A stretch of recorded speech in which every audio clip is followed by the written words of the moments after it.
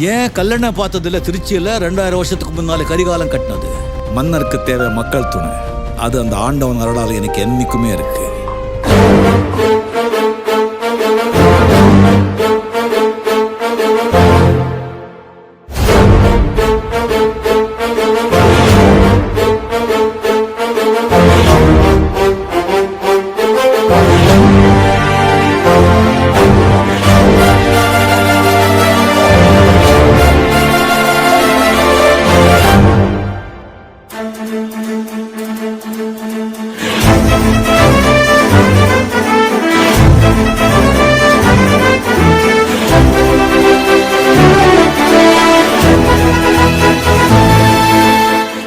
வணக்கம் மக்களே, எல்லாரும் எப்படி இருக்கீங்க? நான் உங்கள் தினேஷ் பேசுகிறேங்க. கரிகால சோழன் கட்டிய அந்த கல்லணை எப்படிப்பட்ட ஒரு மாபெரும் ஒரு புரட்சின்னு சொல்லலாம். இந்த கரிகால சோழன் கட்டிய அந்த கல்லணையை பற்றி நிறைய பேர் வீடியோ பண்ணியிருந்தாலும் நம்ம சேனலில் இன்றைக்கி ஒரு ஷார்ட்டாக ஒரு வீடியோ பண்ணலான்ட்டு இருக்கோம். உங்கள் வீட்டில் குழந்தைங்களுக்கு போர் அடிக்குது அப்படின்னு சொன்னாங்கன்னா இந்த மாதிரி விஷயங்களை காட்டுங்க. தொடர்ந்து நம்ம வீடியோவை ஸ்கிப் பண்ணாமல் பாருங்கள். எவ்வளவு நீர் வந்தாலும் அந்த நீரை உட்கொள்ளும் பகுதி, அதனால தான் அதுக்கு கொள்ளிடம் அப்படின்ற பெயரை அந்த இடத்துக்கு வச்சுருக்காங்க. வினாடிக்கு 2 லட்சம் கன அடி தண்ணீர் பாயிற இடத்துல ஒரு நீரை தடுத்து அணை கட்டியிருக்கான் ஒரு தமிழன் அப்படின்னு சொன்னால் அது கரிகால சோழனை தாங்க செய்கிறோம். ராஜராஜ சோழன் தஞ்சை பெரிய கோயிலை கட்டியிருக்கிறார்கள் அப்படின்ற விஷயங்களெல்லாம் நீங்கள் பார்த்துருப்பீங்க. ஆனால் கரிகால சோழன் கட்டிய மக்களுக்கு இன்று வரைக்கும் உணவிற்கு ஒரு காவிரி ஆறு அது எந்த அளவுக்கு பயன்படுது அந்த டெல்டா பகுதிகளில். அப்போ உலகத்திற்கே உணவளிக்கக்கூடிய ஒரு தமிழனின் செயல் தான் இந்த கல்லணை. 2000 வருடங்கள் பழமையான இந்த அணை எப்படி கட்டப்பட்டது, அதோடைய அஸ்திவாரம், இதை சொன்னாலே நிறைய பேருக்கு தெரிஞ்சிருக்கும். அதை பற்றி தான் இன்றைக்கி நம்ம பேச போகிறோம். ஒரு வளர்ச்சி அடைஞ்ச இந்த காலகட்டத்தில் கூட அந்த மாதிரியான ஒரு அணையை இன்றைக்கி வரைக்கும் யாராலையுமே கட்ட முடியாது. இன்றைக்கி எவ்வளவோ டெக்னாலஜி வந்துடுச்சு, ஆனால் கரிகால சோழன் உருவாக்கிய அந்த கற்கள் பயன்படுத்தி எப்படி அந்த அணையை கட்டியிருக்கிறார்ன்றதை பாதி பேருக்கு உங்களுக்கு தெரிஞ்சிருந்தாலும் தெரியாதவங்களுக்கும் இந்த வீடியோ ஒரு யூஸ்ஃபுல்லாக இருக்கும்னு நான் நினைக்கிறேன். தெரியாமல் இருக்க வாய்ப்பு இல்லை தான், இருந்தாலும் நீங்கள் பாருங்கள். மக்களுக்கு புதுசாக இதை பற்றி பேசக்கூடிய வீடியோக்களை பார்க்கும்போது உங்களுக்கே ஒரு புத்துணர்ச்சி, குஷ் பம்ப்லாம் வரும். அதுக்காக தான் இந்த வீடியோ நம்ம இன்றைக்கி வழங்கிட்டு இருக்கோம். இது ஒரு பெரிய டாக்குமெண்ட்ரியாக இல்லாமல் ஒரு சாதாரண வீடியோவாக இருந்தாலும் உங்களுக்கு சுருக்கமாக நான் சொல்லிடுறேன்.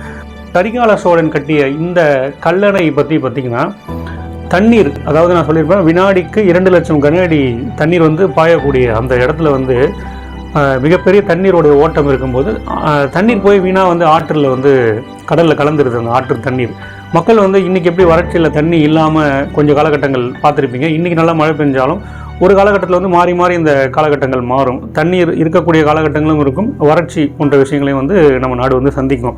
அப்பேற்பட்ட ஒரு கட்டத்தில் தான் கரிகால சோழன் என்ன பண்ணுறாருன்னு பார்த்தீங்கன்னா பாறைகளை மேலே மேலே அடக்கி இந்த அணையை உருவாக்கிட்டாருங்க. அதோட அஸ்திவாரம் சாதாரணமாக இருந்தாலும் வித்தியாசமாக இருந்தாலும் இன்னைக்கு வரைக்கும் 2000 ஆண்டுகளாக ஒரு சின்ன ஒரு விரிசல் கூட ஏற்படாமல் பல சுனாமி, பேரழிவு எல்லாத்தையுமே பார்த்த நாட்டில் இன்றைக்கி கல்லணை அப்படியே தாங்க இருக்குது. கரிகால சோழனுடைய ஆட்சி காலங்கள் முடிஞ்சதுக்கப்புறம் கூட வெள்ளைக்காரர்கள் என்ன பண்ணுறாங்கன்னா பிரிட்டிஷார் ஒருத்தரை அனுப்புகிறாங்க. சர் ஆர்த்தர் காட்டன் அப்படின்றவர் ஆராய்ச்சி பண்ணுறதுக்காக கல்லணைக்கு வராருங்க. அவர் அஸ்திவாரம் எங்கே போட்டிருக்காங்க அப்படின்றத ரொம்ப நேரமாக பார்க்குறாராம். பார்த்தவொடனே அவருக்கு தான் பகிரங்கமான திடுக்கிடும் ஒரு செய்தி தெரியப்படுது. என்னன்னு பார்த்தீங்கன்னா அஸ்திவாரமே வேறு மாதிரி இருக்குது. இங்கே சாதாரண கற்களில் தான் இந்த அணையை எழுப்பியிருக்காங்க. அது எப்படி சாத்தியம்? ஒன்றோடு ஒன்று கற்களை மேலே மேலே வச்சு ஒட்டியிருக்காங்க. அந்த ஒட்டக்கூடிய அந்த களிமண் பசையெல்லாம் எப்படி செஞ்சுருக்காங்க அப்படின்றதெல்லாம் அவங்க ஆராய்ச்சி பண்ணி பார்க்குறாங்க. இன்றைக்கி வரைக்கும் அந்த களிமண் பசையை எப்படி அந்த மன்னன் செஞ்சுருக்காருன்றதை யாருக்குமே புரியாத ஒரு புதிராக கூட இருக்குது அப்படின்னு சொல்லலாம். சரி, சர் ஆர்த்தர் காட்டன் அதுக்கப்புறம் என்ன சொன்னார்னு பார்த்தீங்கன்னா ஃபென்டாஸ்டிக் அப்படின்ற மாதிரிலாம் அவர் சொல்லிட்டு இந்த மாதிரி உலகத்தில் நான் எந்த விதமான ஒரு கட்டுமானத்தையும் நான் பார்க்கல அப்படின்றத பதிவிடுறாரு. இதுக்கப்புறம் அந்த வெள்ளைக்காரரான சர் ஆர்த்தர் காட்டன் என்ன பண்ணுறாருன்னா பிற்காலங்களில் நமது இந்திய அணைகளான கிருஷ்ணா போன்ற டேம்லலாம் அவர் இந்த டெக்னாலஜியை பயன்படுத்தி விருதுகள்லாம் கூட வாங்கியிருக்கிறாரு அப்படின்னு சொல்கிறாங்க. பெரிய ஆறு ஓடி வருது பாருங்க, அந்த ஆற்றை 2ஆக பிரிக்கிறாருங்க. சோழன் என்ன பண்ணுறாருன்னா ஆற்றை 2 பகுதியாக பிரிக்கிறாரு. கொள்ளிடம் அப்படின்ற இடத்த தேர்ந்தெடுக்கிறாரு. நான் சொன்ன மாதிரி வினாடிக்கு 2 லட்சம் கன அடி தண்ணீர் வீழக்கூடிய அந்த இடத்துல பார்த்தீங்கன்னா கொள்ளிடம் அப்படின்ற இடத்துல மட்டும்தான் காவிரி ஆறை தடுத்து நிறுத்த முடியும் அப்படின்ற ஆராய்ச்சியும் அவர் பண்ணுறாரு. மற்ற இடங்களில் அது சரிப்பட்டு வராதுன்றது அவருக்கு தெரிஞ்சிருச்சு. கொள்ளிடம் அப்படின்ற இடத்துல தான் நீங்கள் கூட இப்போ பார்த்தீங்கன்னா கல்லணையில் போய் பார்க்கும்பொழுது 2 பிரிவாக அந்த ஆறு வந்து பிரிஞ்சு போகும். ஒன்று வந்து டெல்டா பாசன பகுதிக்கு வந்து போயிட்டு இருக்கும், மற்றொன்று வந்து மக்களுடைய பயன்பாட்டிற்கு வந்து பயன்படுற மாதிரி செஞ்சிருப்பாரு. கொள்ளிடத்திலிருந்து போகக்கூடிய அந்த தண்ணீர் பார்த்தீங்கன்னா மக்களுடைய பயன்பாட்டுக்கு இருக்கக்கூடிய விவசாய நிலங்கள் எல்லாம் வந்து சூழ்ந்து எல்லா பயிரும் வந்து வீணாயிடுற மாதிரி தான் இருந்துச்சு. இதை வந்து வருடம் வந்து மக்கள் போயிட்டு மன்னன் கிட்ட முறையிடும் போது அவர் ரொம்ப காலமாக வந்து யோசிச்சுட்டு வர்றாரு. இங்கிருந்து இமயம் வரைக்கும் போயிட்டு கொடியை நாட்டிட்டு வந்த சோழன் வந்து நம்ம ஊரில் இருக்கக்கூடிய ஒரு காவிரி அணையை வந்து எப்படி நம்ம கட்டலாம் அப்படின்றத ரொம்ப தீவிரமாக வந்து யோசிச்சுட்டு இருக்காரு. நம்ம வந்து கடற்கரையோ இல்லை எங்கோ ஒரு ஏரிக்கரை அந்த மாதிரி இடத்துல போய் நம்ம நின்று பார்க்கும்பொழுது நம்ம காலுக்கடியில் வந்து தண்ணீர் வந்து அரிச்சிட்டு போகும். அதை நீங்கள் வந்து ஃபீல் பண்ணியிருப்பீங்கன்னு நினைக்கிறேன். அப்போ வந்து நம்ம கால் கொஞ்சம் கொஞ்சமாக வந்து கீழே இறங்குங்க. அப்போ வந்து ஒரு பள்ளம் மாதிரி ஏற்பட்டு நம்ம கால் இன்னும் கொஞ்சம் நல்லா கீழே இறங்குற மாதிரி ஒரு ஃபீல் வந்து நீங்கள் பார்த்துருப்பீங்க, நிறைய பேருக்கு தெரிஞ்சிருக்கும். இதை தான் வந்து அவரும் வந்து நின்று அந்த ஆற்றங்கரையில் பார்க்கும்போது அவருக்கு வந்து ஒரு பெரிய ஒரு ஐடியா கிடைக்குது. இப்போ வந்து நம்ம கால் வந்து இந்த மாதிரி புதையிற மாதிரி பெரிய பெரிய கற்களை வந்து நம்ம போட்டு ஆராய்ச்சி பண்ணலாம் அப்படின்னு சொல்லிட்டு தான் வந்து இந்த ஆராய்ச்சியை வந்து தொடங்குறாருங்க. ரொம்ப காலம் வந்து இதை வந்து பண்ணுறாரு அப்படின்னு சொல்கிறாங்க. ஒரு காலகட்டத்தில் அந்த கற்களை வந்து உள்ளே இறக்குறாரு. இதற்கு வந்து அவர் பயன்படுத்தின வழி பார்த்திங்கன்னா யானைகளெல்லாம் வந்து பயன்படுத்தியிருக்காங்க. அந்த காலத்தில் தமிழர்கள் வந்து பெரும்பாலும் பெரிய பெரிய முயற்சிக்கு வந்து யானையை கொண்டு வருவாங்கன்றது நிறைய பேருக்கு தெரிஞ்ச ஒரு விஷயமாக தான் இருக்கும். யானைகள் வந்து அந்த பெரிய பெரிய கற்களை வந்து இழுத்து அந்த கொள்ளிடம் ஆற்றங்கரையில் வந்து உள்ளே வந்து வச்சு ஒரு இதுவாக வந்து உள்ளே இருக்கிறாங்க. இதை வந்து ஆராய்ச்சி பண்ணியும் பார்க்குறாங்க. கல்லால் இந்த அணையை கட்டினதால தான் இது வந்து கல்லணை அப்படின்ற பேரே வந்து வந்துச்சுங்க. ஏன்னா மற்ற அணைகள்லாம் வந்து பெரிய பெரிய களிமண், சுண்ணாம்பு, சிமெண்ட்லாம் போட்டு கட்டியிருப்பாங்க. அதை விட நீடித்து உழைக்கக்கூடிய ஒரு சாதாரண கல் மற்றும் களிமண் பசையால் வந்து இந்த அணையை உருவாக்கிட்டு இருக்காரு. ஒரு களிமண் பசைன்னு சொல்லக்கூடிய அந்த ஒட்டக்கூடிய தண்ணீரில் அந்த பசை வந்து கரையவே கரையாது. அதுதான் மிகப்பெரிய ஒரு ஆச்சரியம். இதை தான் வந்து ஆராய்ச்சி பண்ணக்கூடிய வெள்ளைக்காரர்கள்லாம் வந்து பிரிட்டிஷார்லாம் வந்து ஆராய்ச்சி பண்ணி பார்த்து மிரண்டு போயிட்டாங்க. அப்படி ஒரு மிகப்பெரிய அதிசயம் நடந்த இடமும் இந்த இடம் தான். இது வந்து இயற்கை சார்ந்து மட்டும் இல்லாங்க, ஆன்மீகம் சார்ந்தும் இந்த காவிரி அணைக்கு முக்கியமான ஒரு பங்கு இருக்குது. அது என்னன்னு பார்த்தீங்கன்னா, குணசீலம் அப்படின்ற ஒரு இடத்துல வந்து மனநிலை சரியில்லாதவங்களுக்கு வந்து காலையில் இந்த தண்ணி, அதாவது பிரம்ம முகூர்த்தத்தில் இந்த தண்ணீரை எடுத்து தான் வந்து அவங்களுக்கு வந்து ட்ரீட்மெண்ட்டுக்கெலாம் வந்து யூஸ் பண்ணுறாங்க அப்படின்னு சொல்கிறாங்க. எலக்ட்ரோ மேக்னெட்டிக் பவர் இந்த காவிரி ஆறில் வந்து அதிகமாகவே இருக்குது அப்படின்ற ஒரு நம்பிக்கையும் இருக்குது. இது எந்த அளவுக்கு சாத்தியம் அப்படின்றத நம்ம வந்து இங்கே பெருசாக பேச முடியாது. இந்த ஒரு தகவலும் இருக்குது அப்படின்றத நான் சொல்கிறேன். அந்த காவிரி ஆறு பயணித்து வந்து நமது தமிழகத்தில் தான் அது வந்து தன்னுடைய பயணத்தை வந்து மேற்கொண்டு கடலில் போய் கலக்குது. இதற்கிடையில் இடைப்பட்ட இந்த பாசன பகுதிகளெல்லாம் வந்து செழிப்பான விவசாயத்தை கொண்டு வந்தது வந்து நம்ம கரிகால சோழனை தான் வந்து சேருங்க. கரிகால சோழன் வந்து சாதாரண ஒரு மன்னர் கிடையாதுங்க.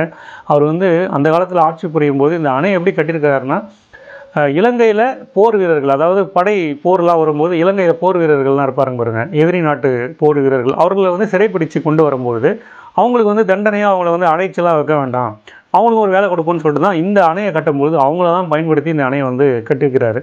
இது வந்து எவ்வளோ பெரிய ஒரு விஷயம் பாருங்கள். மன்னர்னால் இப்படி தான் இருக்கணும். எல்லாருக்குமே வேலை கொடுத்துருக்கிறாரு. ஒரு பெரிய திட்டத்தை வந்து உருவாக்கி ஒரு அணையை கட்டுறதுனா சாதாரண விஷயம் கிடையாதுங்க. ஒருத்தருடைய ஜென்ரேஷனில் அணையை கட்டும்பொழுது அது அந்த ஜென்ரேஷன்லேயும் முடிஞ்சிருமான்றது தெரியாது. ஆனால் இவருடைய வாழ்நாள்லேயே அந்த அணையை கட்டி அவருடைய வாழ்நாள் காலத்திலேயே அதை வந்து முடித்து மிகப்பெரிய ஒரு மக்களுக்கு பயன்பாட்டை ஏற்படுத்தியவர் தான் கரிகால சோழன். உலக அதிசயம்னு சொல்லிட்டு என்னென்னமோ சொல்லுவாங்க. அதில் வந்து இந்த கரிகால சோழன் கட்டிய கல்லணையை வந்து ஒரு அதிசயத்துலலாம் வந்து என்ன சேர்க்கலாம் இதை வந்து அப்படின்றத எத்தனை பேர் நீங்கள் நினைக்கிறீங்கன்றதை கமெண்டில் கூட சொல்லலாம். நம்ம தமிழகத்தில் தஞ்சாவூர் பெரிய கோவில், அதுவும் வந்து பெரிய அஸ்திவாரம் இல்லாமல் சாதாரணமாக கட்டப்பட்ட ஒன்று தான். ஆனால் அதுவும் பிரமிக்கத்தக்க வகையில் இன்றைக்கி ஓங்கி நின்று நம்மளோட தமிழனுடைய பெருமையை வந்து சேர்த்துட்ருக்கு. அதுபோல் தான் சோழர்கள் தமிழகத்தில் செய்த மிகப்பெரிய ஒரு விஷயங்கள்லாம் வந்து மக்களால் வந்து இன்றைக்கி பாராட்டப்பட வேண்டும். ஒரு வளர்ச்சிக்கு எப்பேற்பட்ட முயற்சியெல்லாம் வந்து மன்னர்கள் செஞ்சுருக்கிறாங்க அப்படின்றதெல்லாம் வந்து நீங்கள் யோசித்து பார்க்கணும். கல்லணையை பற்றி நம்ம ஒரு சில விஷயங்களை தான் வந்து இன்றைக்கி பேசியிருக்கோங்க. இதை பற்றி பல விஷயங்கள் இருக்குது. உங்களுக்கு என்னென்னலாம் தெரியும் அப்படின்றத கமெண்டில் சொல்லுங்கள். திருச்சியில் அமைஞ்சிருக்கக்கூடிய இந்த கல்லணை பார்த்திங்கன்னா ஒரு அழகான ஒரு சுற்றுலாத்தலமாக கூட இன்றைக்கி வந்து அதை வந்து செஞ்சுருக்காங்க. அங்கே வந்து ஒரு மியூசியம்லாம் கூட இருக்குது. நீங்கள் வந்து உள்ளே போய்ட்டு அந்த மியூசியத்தில் அந்த சுற்றுலாத்தலங்களில் இருக்கக்கூடிய விஷயங்களெல்லாம் வந்து பார்க்க முடியும். சோழர்கள் தமிழகத்தில் எவ்வளோ முக்கியம் வாய்ந்தவர்கள் அப்படின்றத இந்த ஒரு அணை மற்றும் நின்று பேசுங்க. உங்களுக்கு தெரிஞ்ச பல அணைகள் என்னென்ன இருக்குது, அந்த அணைகளுடைய சிறப்பம்சம் என்ன அப்படின்றதெல்லாம் கூட கமெண்டில் சொல்லுங்கள். நம்ம சேனலை தொடர்ந்து பாருங்கள். இது ஒரு சாதாரண ஒரு வீடியோவாக தான் இருக்கும். இருந்தாலும் இந்த வீடியோ உங்களுக்கு பிடிச்சிருந்ததுன்னா நம்ம சேனலை வந்து லைக் பண்ணுங்கள், சப்ஸ்கிரைப் பண்ணுங்கள். மீண்டும் ஒரு நல்ல வீடியோ ஒரு முறை உங்களிடமிருந்து விடைபெறுவது உங்கள் தினேஷ்.